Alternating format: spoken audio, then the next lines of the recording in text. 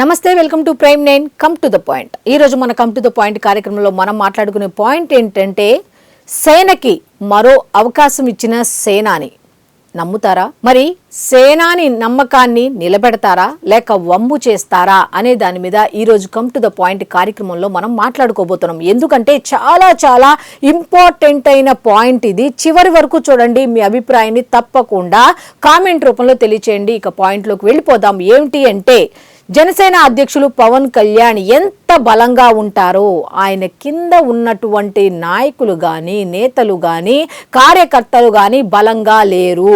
ప్రతి డిబేట్లో కూడా మాట్లాడే గొంతుగా జనసేన పార్టీ తరపు నుంచి స్వరం విప్పడానికి, వాణిని వినిపించడానికి సరైన వ్యక్తులు లేరు అన్న ఉద్దేశంతో జనసేన అధ్యక్షులు పవన్ కళ్యాణ్ ఏం చేశారంటే, కమిటీలు ఏర్పాటు చేసి ఆ కమిటీల్లో ఒక 50 మందిని అయితే సెలెక్ట్ చేసుకున్నారు అధికార ప్రతినిధుల కింద. ఎందుకంటే జనసేన పార్టీ చాలా బాధ్యతాయుతమైన పార్టీ. ఏది పడితే అది మాట్లాడకూడదు. ఏది మాట్లాడినా సరే జనసేనాని ఏ విధంగా ఆలోచిస్తాడో ఆ సేనాని మాటలకు అనుగుణంగా మాట్లాడాలి, ఆ ఆలోచనలకు అనుగుణంగా వెళ్ళాలి తప్ప రకరకాల ఇష్టం వచ్చిన మార్గాల్లో వెళ్ళటానికి లేదు, ఇష్టం వచ్చినట్టు మాట్లాడటానికి లేదు. జనసేన సిద్ధాంతాలకు అనుగుణంగా ప్రజలకు ఉపయోగపడే ఆ కాన్సెప్ట్ కు తగ్గట్టుగా మాట్లాడే విధంగా ఒక 50 మందిని సిద్ధం చేశారు. ఆ 50 మందికి కూడా కొన్ని లక్షలాది మంది కార్యకర్తలు ఉండగా వాళ్ళల్లో ఫిల్టర్ చేసి ఒక 50 మందిని సెలెక్ట్ చేశారు. ఆ 50 మందికి కూడా ఒక 2 రోజుల పాటు శిక్షణా కార్యక్రమాలు ఇచ్చారు. సీనియర్ జర్నలిస్టులు కానీ, బాగా అనుభవం ఉన్న మేధావులను పిలిపించి వాళ్ళకి 2 రోజుల పాటు శిక్షణా కార్యక్రమాలు ఇచ్చారు.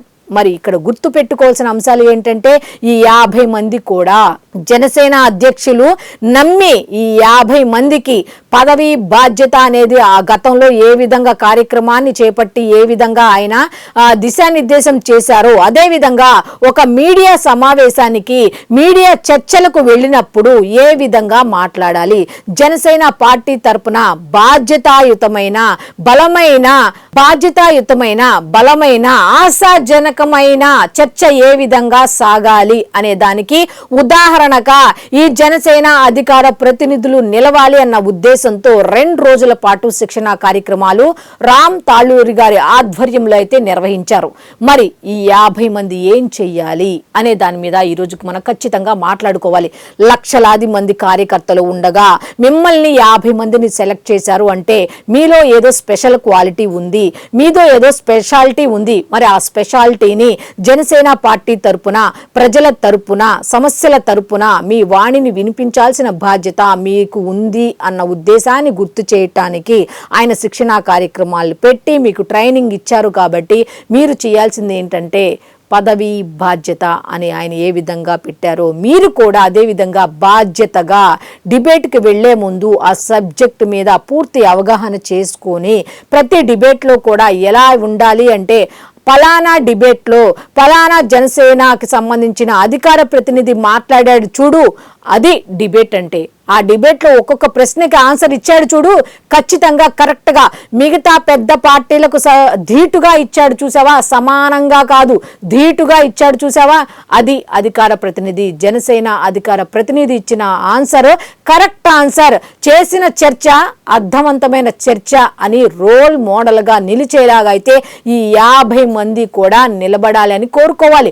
వాళ్ళు ఏ విధంగా పనిచేస్తున్నారో వాళ్ళు పని చేయాలని కూడా మనం కూడా కోరుకోవాలి. ఎందుకంటే జనసేన అధ్యక్షులు పవన్ కళ్యాణ్ ఒక మాట అన్నారు, జనసేన అంటే నేను ఒక్కడనే కాదు, నా తర్వాత మీరందరూ కూడా ఉండాలి, నేను లేకపోయినా మీరందరూ కూడా ఉండి నడిపించాలి. నేను లేకపోయినా అంటే మళ్ళీ ఇక్కడ తప్పుడు అర్థం తీయొద్దు, నేను లేకపోయినా అంటే మీనింగ్ ఆయన ఆ స్థాయిలో పనులు చూసుకుంటున్నా, కింద ఎవరైనా కౌంటర్లు ఇచ్చినా, ఆయన గురించి ఏమైనా మాట్లాడినా, పార్టీ గురించి ఏమైనా మాట్లాడినా, ఇష్యూలని డైవర్ట్ చేస్తూ ఏదన్నా చెడుగా మాట్లాడినా గట్టిగా ధీటుగా సమాధానం పవన్ కళ్యాణ్ కాదు ఇవ్వాల్సింది, చేసింది. పవన్ కళ్యాణ్ కింద ఉన్న నేతలు గాని, కార్యకర్తలు గాని, అధికార ప్రతినిధులు గాని ఇవ్వాల్సిన అవసరం ఉంది అని ఆయన చాలాసార్లు చెప్పుకుంటూ వచ్చారు. ఇలాంటి విషయాల్లో ఆయన అసహనం కూడా చాలాసార్లు వ్యక్తం చేసి ఈ 50 మందిని, ఈ లక్షల మంది కార్యకర్తలు ఉన్నటువంటి వాళ్లలో 50 మందిని సెలెక్ట్ చేశారు.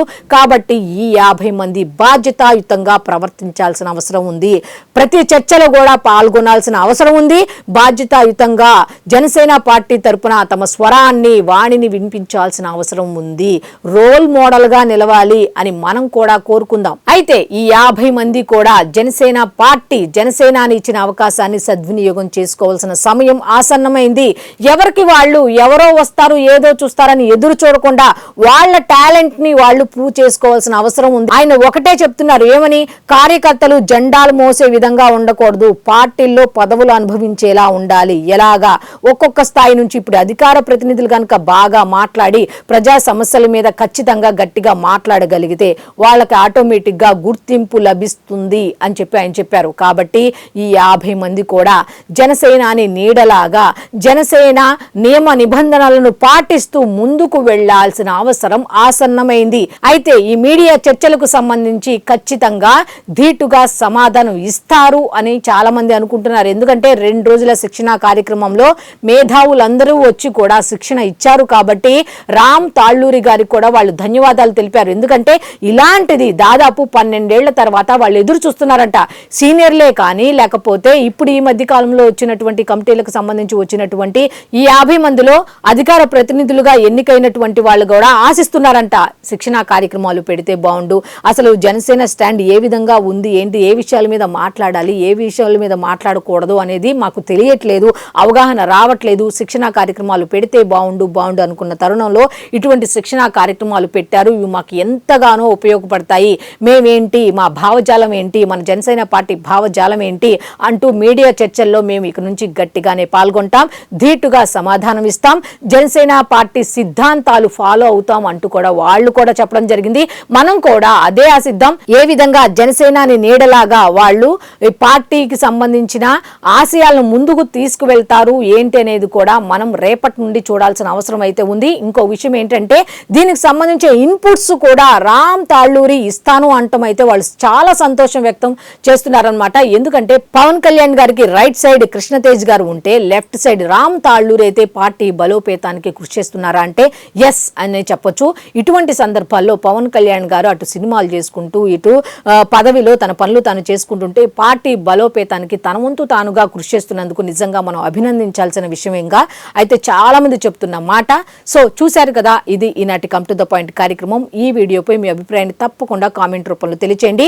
కాకపోతే 50 మంది కూడా ఎలా మాట్లాడతారు ఏంటి, ఈ శిక్షణా కార్యక్రమాలు నిజంగా వాళ్ళకు ఉపయోగపడ్డాయా అనే దాని మీద అయితే వాళ్ళు డిబేట్ లో పాల్గొన్న తర్వాత మాట్లాడుకుందాం. సో చూశారు కదా, ఇది ఈనాటి కమ్ టు ద పాయింట్ కార్యక్రమం. మళ్ళీ రేపటి కమ్ టు ద పాయింట్ కార్యక్రమంలో కలుసుకుందాం. అంతవరకు సెలవు, నమస్కారం.